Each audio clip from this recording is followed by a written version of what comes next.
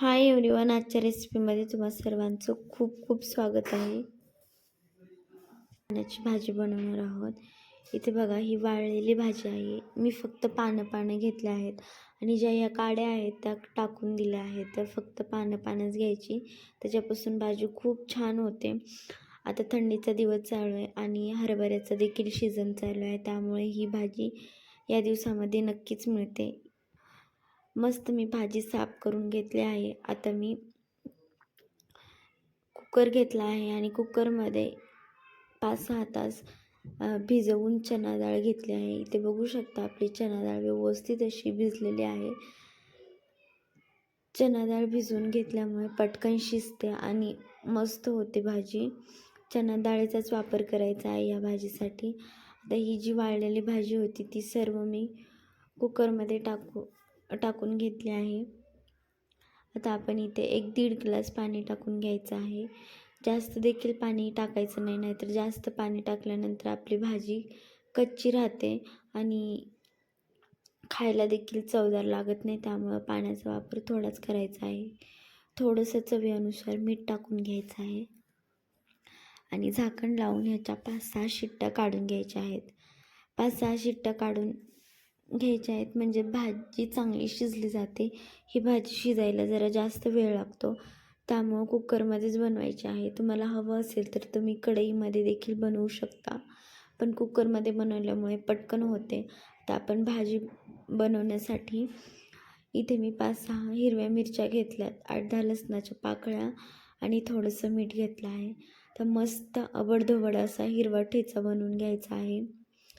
जास्त बारीक नाही करायचं, आबडधोबडच करून घ्यायचं आहे. असं केल्यामुळं भाजी खूप मस्त होते. इथे बघा, मी लसूण आणि मिरच्या आणि थोडंसं मीठ टाकून व्यवस्थित असा हिरवा ठेचा बनवून घेतला आहे. इथे बघा, मी आबडधोबडच ठेचा केला आहे. आता आपली भाजी देखील शिजली आहे. आता आपण कुकरचं झाकण उघडून बघू. आपली भाजी आणि डाळ देखील मस्त अशी शिजली आहे.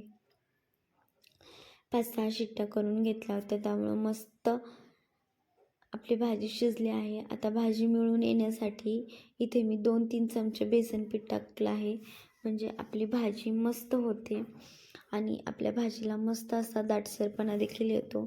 इथे बघा, मी गॅसवरती कढई ठेवली आहे आणि कढईमध्ये मोठा 1 चमचा तेल टाकून घेतला आहे.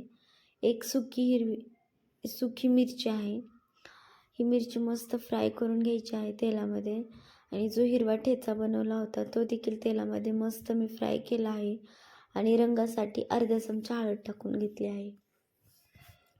मस्त तेलामध्ये परतून घेतल्यानंतर जी शिजवलेली भाजी होती ती मी टाकून घेतली आहे. इथे बघा, भाजी मी टाकून घेतली आहे आणि थोडंसं अर्धा ग्लास एवढं पाणी टाकलं आहे. आता सर्व व्यवस्थित असं मिक्स करून घ्यायचं आहे आणि भाजीला मस्त एक उकळी काढून घ्यायची आहे. खूप मस्त होते ही हरभऱ्याची भाजी, खूप टेस्टी लागते.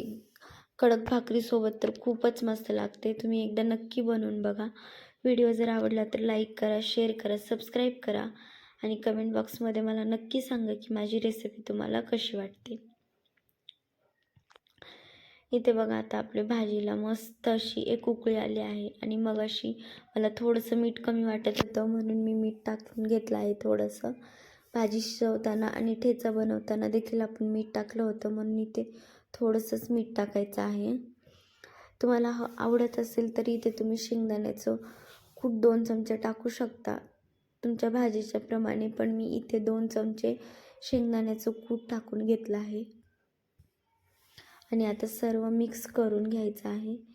इथे बघा, आता आपली भाजी मस्त तयार झाली आहे. गरमागरम खूप छान लागते आणि शिळी झाल्यानंतर देखील ही भाजी खायला खूप टेस्टी लागते. थोडीशी आंबट असते, त्यामुळं खूपच मस्त लागते. तुम्हाला हवं असेल तर तुम्ही गूळ देखील थोडासा टाकू शकता, पण याच्यामध्ये चिंचाचं पाणी किंवा चिंच अजिबात टाकायची नाही. ही भाजी अशीच खायला खूप छान लागते. ह्याची टेस्ट खूप मस्त असते, आंबट असते ही भाजी. तुम्ही ओली भाजी देखील याचप्रमाणे करू शकता. खूप मस्त लागते ही भाजी आणि अशी भाजी बाजारात देखील भेटते, मार्केटमध्ये खूप उपलब्ध आहे ही भाजी आत्ता थंडीच्या दिवसामध्ये. इथे बघा मी भाजी एका प्लेटमध्ये काढून घेतली आहे आणि भाकरीसोबत तर खूपच टेस्टी लागते, भातासोबत देखील तुम्ही खाऊ शकता. इथे बघू शकता आपली भाजी आता तयार झाली आहे खाण्यासाठी. चला तर मग भेटूया पुढच्या व्हिडिओमध्ये. तोपर्यंत मस्त खा आणि स्वस्त राहा.